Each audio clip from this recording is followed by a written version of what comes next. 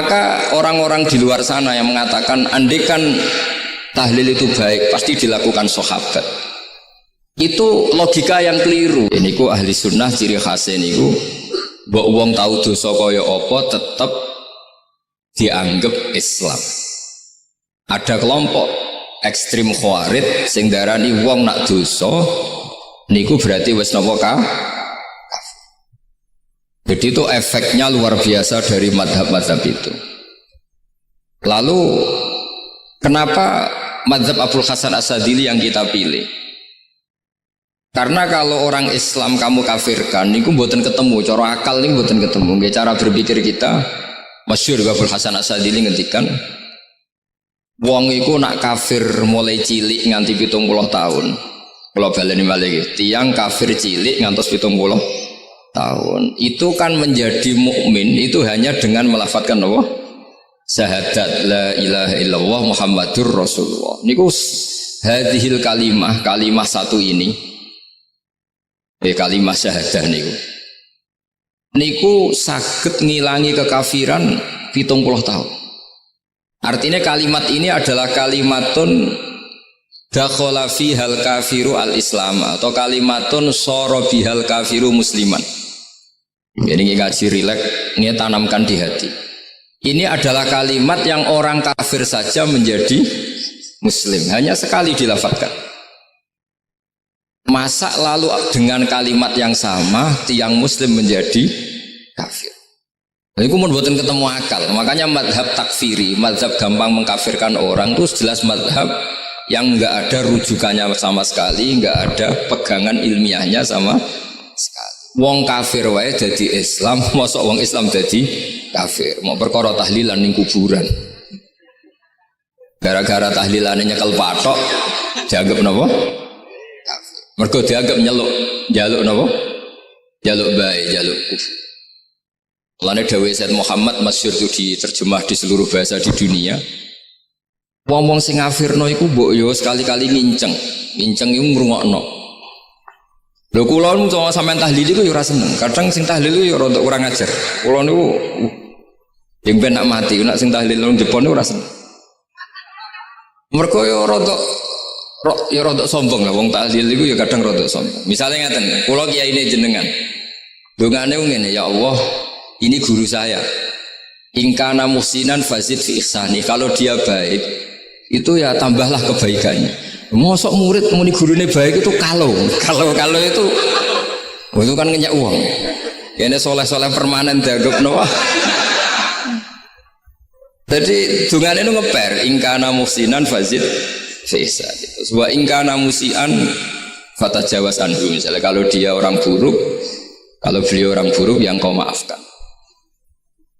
Maka orang-orang di luar sana yang mengatakan andekan tahlil itu baik pasti dilakukan sahabat, itu logika yang keliru. Sahabat gak mungkin kan nahlili Kanjeng Nabi ngendikan ingkana musinan sido kafir ngoten nggih mboten. Lah wong Kanjeng Nabi kok apike di ngendikano ingkana ini kok kafir. Wong Nabi kok ingkana andai.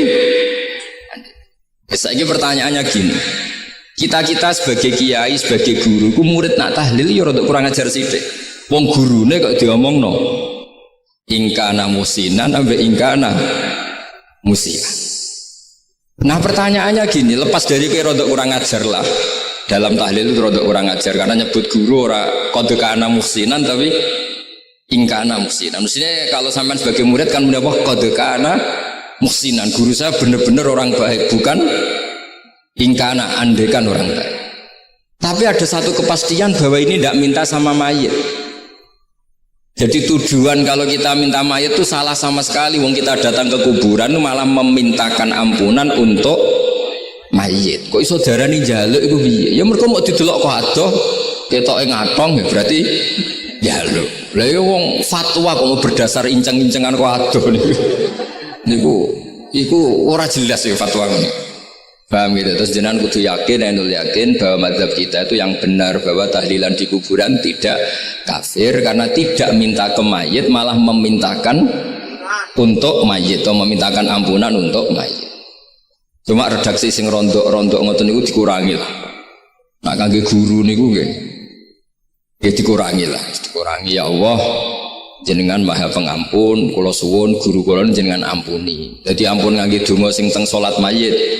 Nah salat mayit itu kan memang ada sanatnya, memang semua bentuknya seperti itu. Tapi nek ning kuburan kula boten nate donga teng Mbah Mun ngoten. Ya Allah, ini guru saya, Engkau anugerahkan beberapa ilmu, beberapa amal yang manfaat untuk orang banyak. Kula suwun jenengan tampi. Jenengan zat sing Maha Pengampun. Jenengan ampuni. Tapi boten ngangge ingkana ini. Tangan-tangan muga aku dadi kiai ini tersinggung. Murid orang ajar, mosok darani gurune apik iku andekan. Ya tapi berhubung ra paham ya alhamdulillah ya Dok. Tahlil yang Wali Songo ya banter-banter nganggo mik. Lah sing kene pahamku ya rada risi. Piye? Wali Songo darani ingkana iku piye? Dadi niku mareni, mulane kula suwun nak tahlil nyewa kiai sing alim lah ben rada bener, rada bener. Tapi ampun nyewa kula mboten purun. Kula nu gak ada pondok, jadi mboten saya masyhur susah diundang orang kecuali yang ada hubungan guru, hubungan sarang. Karena beliau lama sekali ngajar di MGS. Beliau Gus Maksum itu lama ngajar di MGS. Jadi saya itu hanya datang di orang-orang yang pernah khidmah di sarang, terus yang pernah keluarga sepuh. Saya datang ke Jakarta ke Pak Quraisy Shihab itu ya karena Pak Quraisy itu lama sekali bikin diskusi tafsir. Akhirnya saya termasuk pengajar di pondok beliau. Jadi faktornya ya hanya karena itu, bukan yang lain. Terus kalau suwun jenengan kedah yakin kalau faham takfiri yang memudahkan mengkafirkan orang lain itu faham yang salah, karena itu bahaya. Terus bahaya kedua secara fikih. Secara fikih itu nanti repot.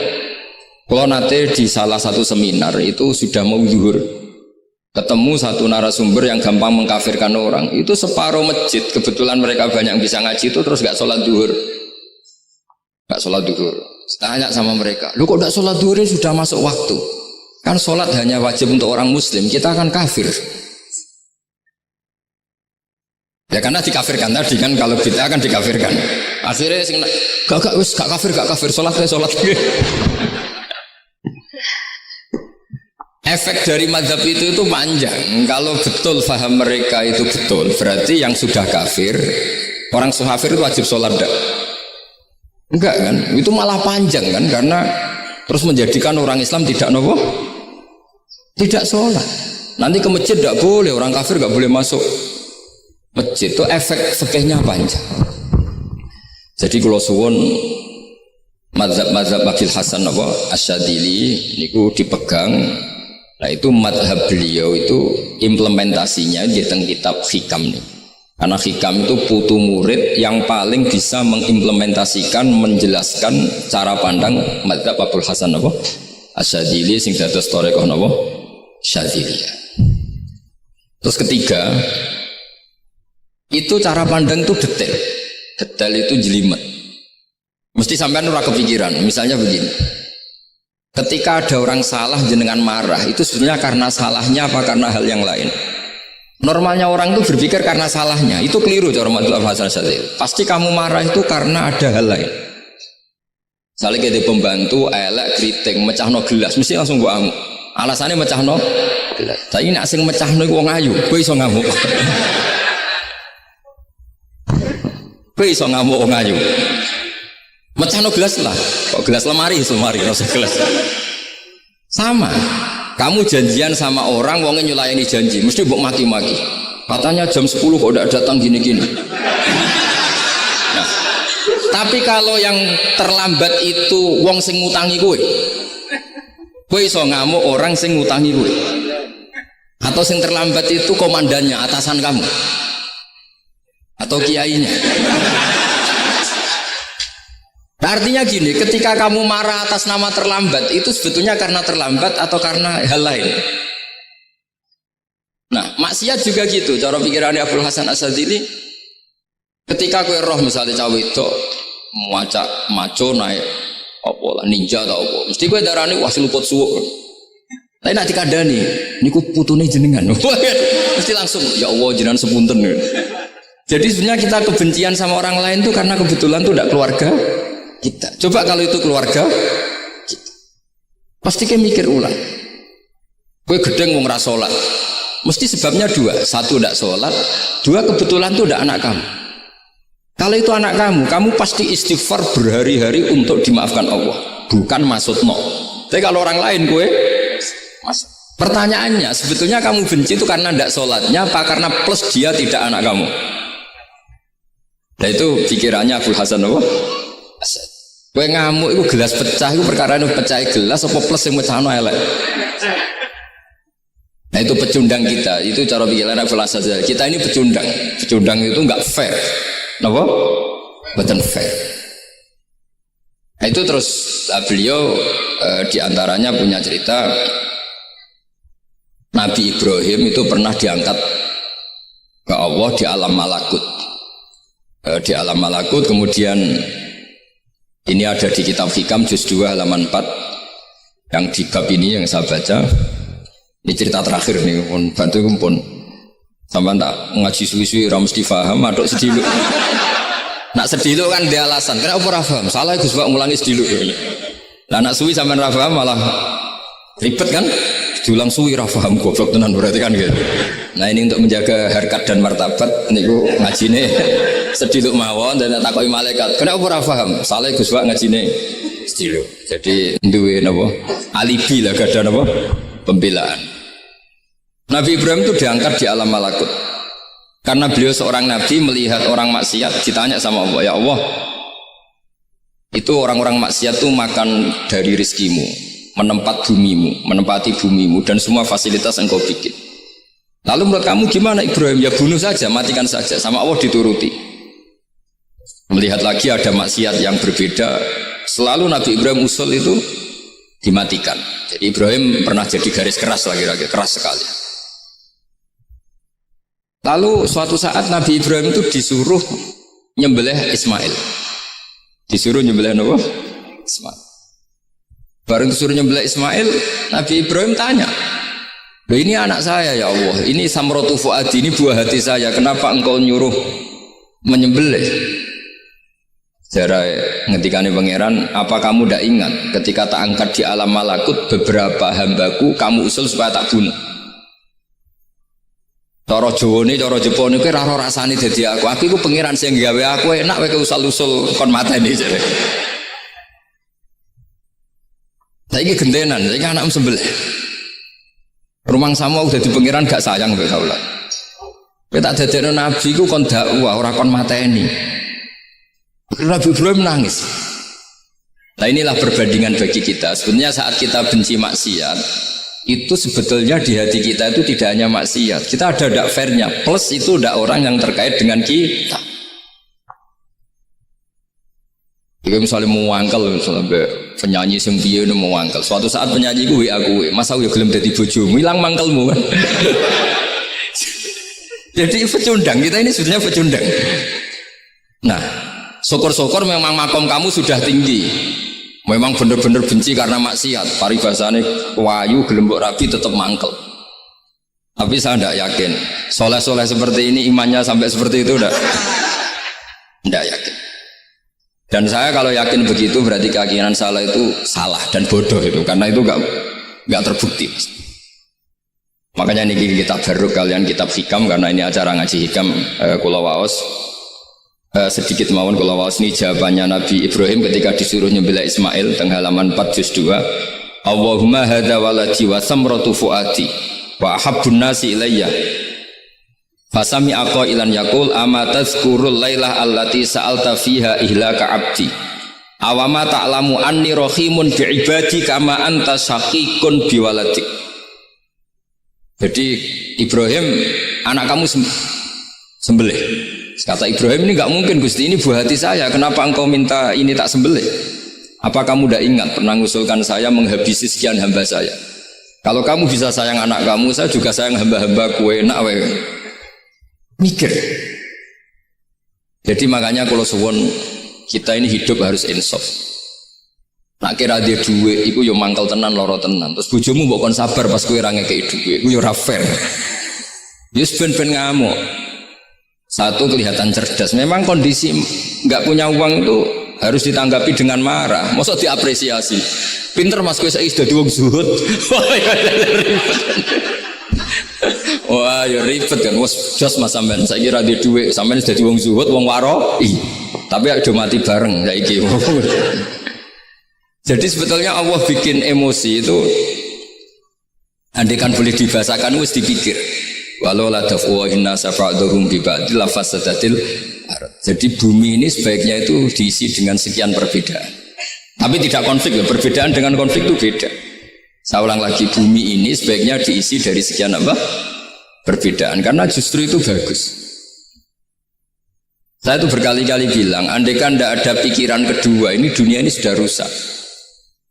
Harus ada pikiran kedua. Misalnya ono wong kok terlalu apik mbek kanca, mesti bojone sambat. Wong gak men ngopi mbek kancane, ra tau ngapi mbek bojone. Tapi kalau ngopi mbek bojone terus, mesti kancane sing sambat. Wah, jok rabi lali kanca. Ribet. Manusa itu ribet. Kados kula dugi mriki ini hormat Gus Maksum. Nggih mungkin tok ganjaran. Tapi untuk dosa sidik-sidik ninggal pondok. Jadi ya sudah. Ya mau tidak mau karena memang hidup itu tidak banyak pilihan. Ada orang sering ibadah di masjid sholat itu ya bagus, tapi dia pasti tidak baik dalam sistem sosial. Umpama wong soleh kabeh ning masjid itu donya akeh sing mati. Karena tidak ada tim SAR paling murah. Loh iya kan, wong kecelakaan itu penolong pertama itu orang yang di masjid apa sing tukang ning dalan-dalan. Artinya sing ning masjid iktikaf mesti ra duwe ganjaran nulung wong kecelakaan. Artinya ada kebaikan yang pasti nggak bisa dilakukan orang yang sedang di masjid. Andai kan yang di jalan tuh orang-orang soleh itu wah dunia sebaldatun thayyibatu warabun ghafur. Loh ya betul. Nabi pernah ditanya sahabat, ya Rasulullah kita ini senengane ngegeng di jalan. Ya, kata Nabi ya sudah nggak apa-apa asal a'tut thariq haqqaha. Ya kamu memberi haknya jalan. Apa itu? Amar ma'ruf nahi mungkar. Maksudnya nahi mungkar gini. Misalnya di bus itu ada orang soleh mayoritas, itu sing nyopet ya wedi, mergo mesti ditabuki wong akeh. Kalau yang di perapatan wong soleh kabeh, sing beda itu ya isin. Mergo sing perapatan wong soleh kabeh. Masalah iki ra soleh kabeh, kemari ribet kan gak soleh kabeh. Jadi sebetulnya Indonesia itu aman kalau yang di jalan tuh soleh semua karena perempuan lewat gak diganggu, ada copet gak berani, semuanya aman. Maka di Islam itu menyebut kebaikan itu jumlahnya banyak sekali. Tidak bisa kamu wah hebat-hebatnya wong sing ning masjid terus, tidak bisa seperti itu. Andai kan semua orang di masjid, nah ono kecelakaan pertama yang nolong siapa? Nah ono wong golek alamat tuh takok sapa kabeh ning jero masjid. Ribet kan? Nah, makanya ini Quran bikin aturan wala taq'udu bi kulli siratin tu'iduna wa tasudduna an sabilillah. Yang enggak boleh itu duduk di jalan sambil mengganggu atau mengancam hal-hal yang baik. Tapi kalau duduk di jalan justru membantu hal-hal yang baik, maka ini disyariatkan oleh Jadi ini kita harus mulai mikir ya. Jadi walhasil ngendikane kitab hikam, bayangkan yang maksiat itu anak kamu, istri kamu. Pilihan kamu itu memaafkan dan minta dimaafkan oleh Allah. Tapi ketika orang lain kamu minta supaya dilaknati Allah, ini tidak fair.